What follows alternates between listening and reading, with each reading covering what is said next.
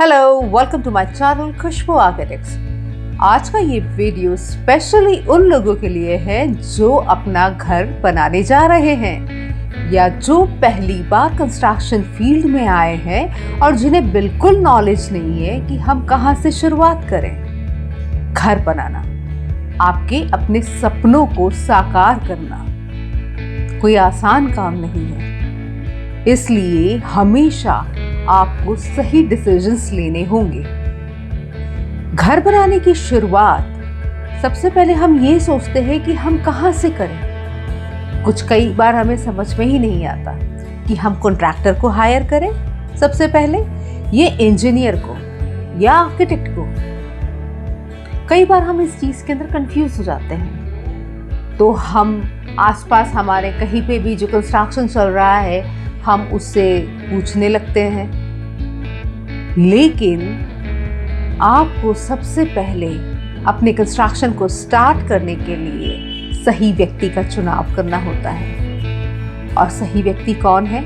Architect. जी, आप architect को चुनिए, आर्किटेक्ट के पास जाइए। और आर्किटेक्ट कैसे सेलेक्ट करना है इसकी भी बहुत सारी गाइडलाइंस हैं। देखिए, आपने अपने आसपास अपने शहर में कई मकान बनते हुए देखे होंगे। आप अपनी डायरेक्टरी, फोन डायरेक्टरी या आप अगर नेट पे खोल के देखेंगे तो आपको कई आर्किटेक्ट्स की लिस्ट भी मिल जाएगी। अब आपको जब भी आप आर्किटेक्ट सेलेक्ट करें तो आप ये देखिए कि उस आर्किटेक्ट की खूबियाँ क्या है। वो आर्किटेक्ट किस चीज़ में स्पेशलाइज्ड है?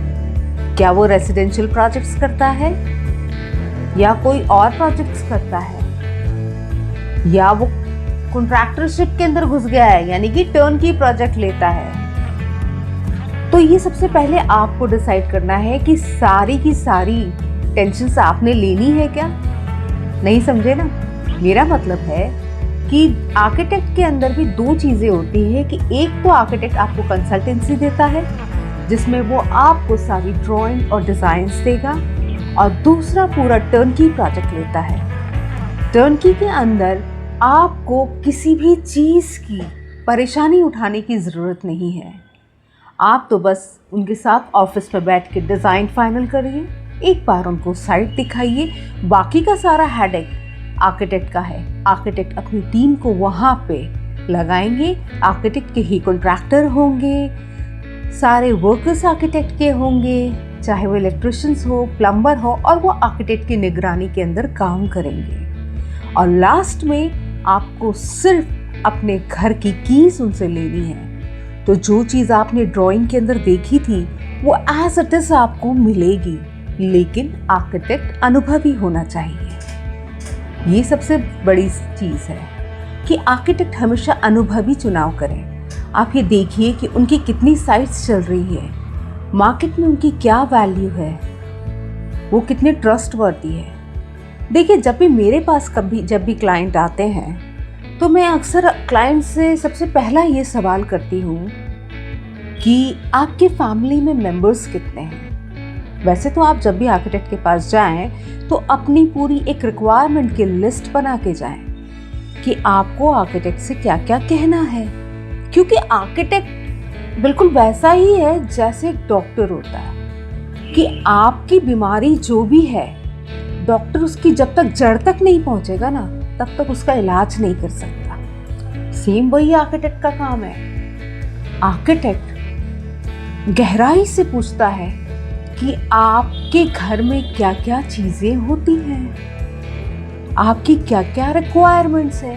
देखिए, घर जैसे कि मैं एक बताती हूँ, 1500 स्क्वायर फीट का घर या 2000 स्क्वायर फीट का घर है, चीजें वही होती है। किसी को 2 बेडरूम चाहिए, किसी को 1 बेडरूम चाहिए और किसी को 3 बेडरूम चाहिए, लेकिन सबकी रिक्वायरमेंट्स अलग है ना। किसी को ऑफिस भी चाहिए, किसी को बेडरूम का साइज बड़ा चाहिए, किसी को छोटे छोटे बेडरूम्स चाहिए, क्योंकि उनका मैक्सिमम टाइम लिविंग रूम में निकलता है। तो सबकी रिक्वायरमेंट्स अलग है और सभी की रिक्वायरमेंट के अकॉर्डिंग ही काम होता है। तो आप जब भी आर्किटेक्ट से बात करें तो खुल कर करें, अपनी जो भी मौजूदा परेशानियां हैं वो सारी खुल के आर्किटेक्ट को बताएं कि मैं अभी अभी इन सब चीज़ों को अपने पुराने घर में फेस कर रही हूँ और मैं आगे इन सभी चीज़ों को फेस नहीं करना चाहती हूँ या चाहता हूँ। अपने बजट को खुल के बताएं, उसके अंदर आप शर्माएं नहीं, क्योंकि आर्किटेक्ट जो भी डिज़ाइन बनाएगा आपके बजट को ध्यान में रखकर ही बनाएगा। देखिए, कई बार क्या होता है कि लोग गलती कर जाते हैं कि पहले कॉन्ट्रैक्टर हायर कर लिया, फिर कॉन्ट्रैक्टर बोलेगा कि मैडम ये डिज़ाइन आप बनवा के ले आइए, या सर आप ये डिज़ाइन करवा दीजिए, मैं इसके हिसाब से बना दूंगा।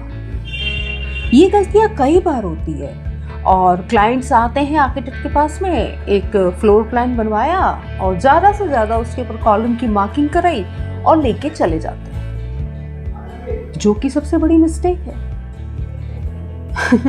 देखिए, कॉन्ट्रैक्टर अगर आपके घर की पूरी डिज़ाइनिंग करेगा तो मैं उसे यही कहूँगी कि वो झोला छाप डॉक्टर से आप अपना इलाज क्यों करवा रहे हैं। आर्किटेक्ट जानता है कि आपके बजट के अकॉर्डिंग आपको कैसे चलना है और कौन सा मटेरियल लगाना है। ये सारी चीज़ें इतनी डिटेल में आपको कभी भी कॉन्ट्रैक्टर नहीं बताएगा।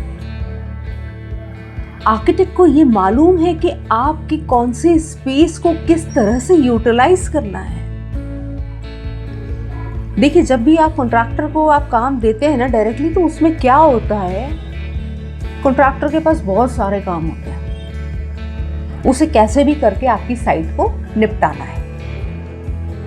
तो वो ये एक जैसे बहुत ही मोटी मोटी चीज़ें आपको दे देगा, जैसे कि स्विच बोर्ड्स हैं, कहाँ लगाए कहाँ नहीं लगाए, आपको कोई नॉलेज नहीं है उस बारे में। जब घर बन रहा होगा तब भी आपको नहीं दिखेगा, लेकिन आप जब रहने लगोगे तब आपको लगेगा अरे मेरे किचन के अंदर तो माइक्रोवेव का पॉइंट ही नहीं है। ये मिस्टेक्स आएंगी।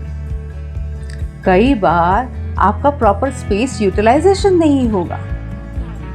तो जब भी आर्किटेक्ट जब कोई काम करता है ना, तो बहुत सीरीज वाइज काम करता है।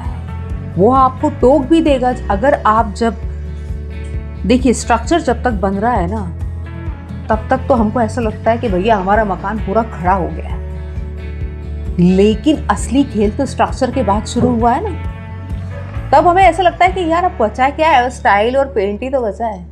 नहीं, असली खेल और असली पैसा तो फिनिशिंग में ही लगेगा, और ये चीज़ आर्किटेक्ट भली भांति जानता है। तो जब आप शोरूम्स पे टाइल सेलेक्ट करने जाएंगे या आप बहुत सारी चीज़ों को, फिनिशिंग्स को जब सेलेक्ट करेंगे, तो आपका दिल बड़ा मचलेगा कि मैं ये भी ले लूँ।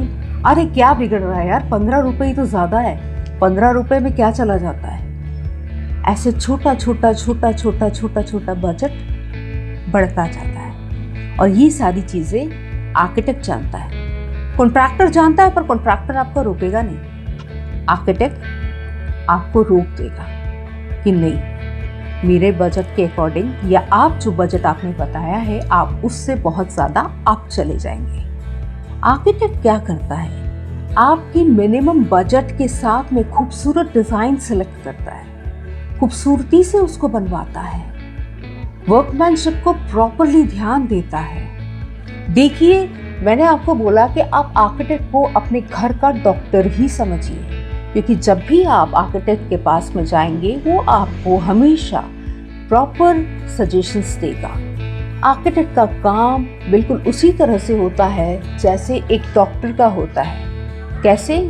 जैसे कि अगर हमारे ब्रेन में कोई बीमारी है तो कार्डियोलॉजिस्ट हमारा इलाज नहीं कर सकता, है ना, या हमारे हार्ट में कोई बीमारी है तो न्यूरोलॉजिस्ट हमारा इलाज नहीं कर सकता। वैसे ही आर्किटेक्चर फील्ड के अंदर है, इसमें बहुत टाइप के स्पेशलिस्ट होते हैं, बहुत तरह के आर्किटेक्ट्स होते हैं। कोई आर्किटेक्ट हॉस्पिटल डिज़ाइन के अंदर एक्सपर्ट होते हैं, कोई स्कूल डिज़ाइन के अंदर होते हैं, कोई रेसिडेंशियल डिज़ाइन में होते हैं। अब रेसिडेंशियल डिज़ाइन के अंदर भी बहुत सारे फेजेस होते हैं। ये आर्किटेक्ट जानता है कि जैसे कि अगर आपका किचन डिज़ाइन करना है तो वो किचन स्पेशलिस्ट के पास में ड्राइंग आपकी भेजेगा, या आपके घर का गार्डन डिज़ाइन करना है तो आर्किटेक्ट के पास में ही लैंडस्केप आर्किटेक्ट्स होंगे और वो उनसे डिज़ाइन करवाएगा, और स्ट्रक्चर इंजीनियर आर्किटेक्ट्स के पास रहते ही हैं। जब आप डायरेक्टली स्ट्रक्चर इंजीनियर के पास चले जाएंगे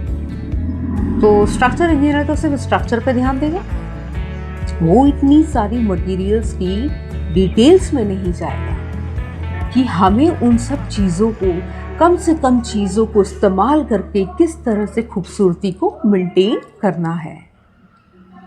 तो मेरा ये कहना है कि आप हमेशा एक बेहतरीन आर्किटेक्ट सेलेक्ट कीजिए, एक ऐसा आर्किटेक्ट सेलेक्ट कीजिए जिससे आपके विजन्स मिलते हैं, और अपनी कोई भी बात आर्किटेक्ट को बताने से पहले झिझके नहीं, बिल्कुल भी आप उसमें झिझक मत महसूस करिए, क्योंकि आपको आपके घर में हमेशा रहना है। तो आपको सारी बातें आर्किटेक्ट को डिज़ाइन के लिए बतानी पड़ेगी, और आपके नेचर के अकॉर्डिंग, आपके रिक्वायरमेंट के अकॉर्डिंग और आपके बजट के अकॉर्डिंग आर्किटेक्ट सभी चीज़ों को मैनेज करेगा और एक ऐसा डिज़ाइन तैयार करेगा जिसके अंदर आप सालों साल, इवन आपकी पुश्तें भी आराम से रह सकती हैं। धन्यवाद।